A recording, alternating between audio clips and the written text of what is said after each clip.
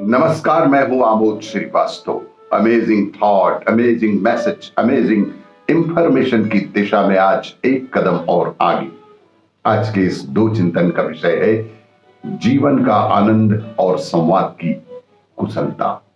आपको ये मेरा वीडियो अच्छा लगे तो लाइक करें, शेयर करें और लाल बटन दबाकर सब्सक्राइब अवश्य करें। साथ ही बेल आइकन दबाना बिल्कुल ना भूलें।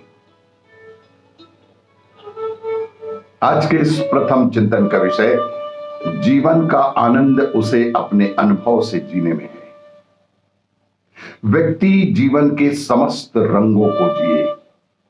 आपको जो भी मिला है वह परमात्मा का दिया हुआ सबसे अनमोल रत्न है, इसलिए शुभ भी है।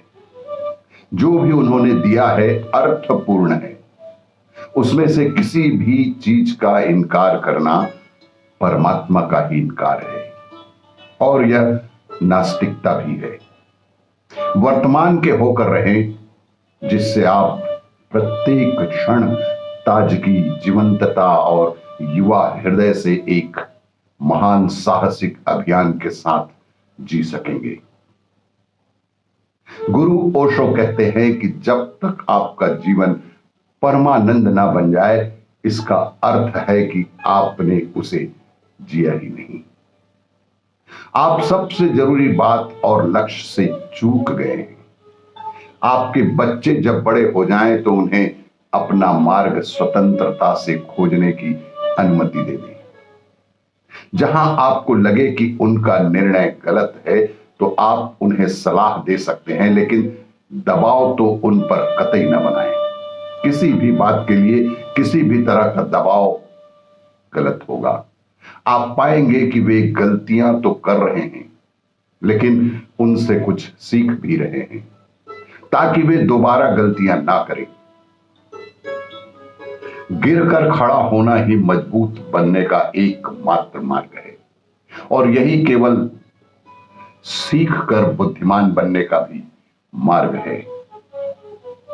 पतली बेल लताएं किसी का सहारा लेकर ऊपर तो चली जाती हैं, लेकिन मजबूती बिल्कुल नहीं रहती।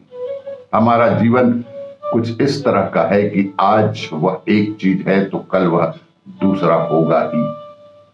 पूरी दुनिया परिवर्तनशील है। यह कोई नहीं जानता कि परसों वह कैसा होगा। आपके बाद किए हुए प्रश्न, तुम्हारी दूसरों से उधार ली गई जानकारी कभी भी जीवन के साथ ठीक नहीं बैठती। अनुभव ही आपके काम आते हैं। अपनी विचारधाराओं से बच्चों को अवगत जरूर कराएं, लेकिन उन पर बोझ मत डालें। प्रत्येक व्यक्ति को अपना दिया अपने आप बनने दें। किसी भी तरह के जोर जबरदस्ती या दबाव से उन्हें जीने को प्रेरित ना करें।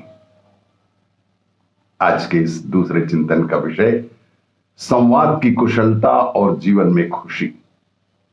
श्री श्री रविशंकर का चिंतन है कि सिर्फ आसन, प्राणायाम, ध्यान ही नहीं, बल्कि किसी कार्य को कुशलता पूर्वक करना या तनाव रहित जीवन जीना, ये भी एक प्रकार का महान योग ही तो है। योग तो व्यक्ति का व्यवहार बदल देता है। व्यवहार व्यक्ति के तनाव के स्तर से सीधे संबंध रखता है। यह उस व्यक्ति में मित्रता के भाव जागृत करता है। योग हमारे वाइब्रेशन में फर्क लाता है। हम अपनी उपस्थिति से कई बार बहुत कुछ अभिव्यक्त कर देते हैं, जितना कि हम बोलकर भी नहीं कर सकते। यदि हम क्वांटम भौतिकी की तर्ज पर बात करें तो हमारी अपनी वेवलेंथ और वाइब्रेशन अलग अलग होती हैं।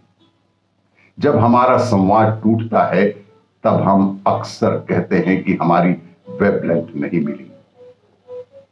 हमारा संवाद इस बात पर निर्भर करता है कि हम दूसरों से किस तरह संवाद करते हैं। यही योग हमारे मन को साफ भी करता है, हमारे हृदय को सरल भी बनाता है। योग हमारे अंदर कौशल विकास को बढ़ाता है। गीता में भगवान श्री कृष्ण कहते हैं, योग का अर्थ अपने कार्यों में दक्षता लाना है।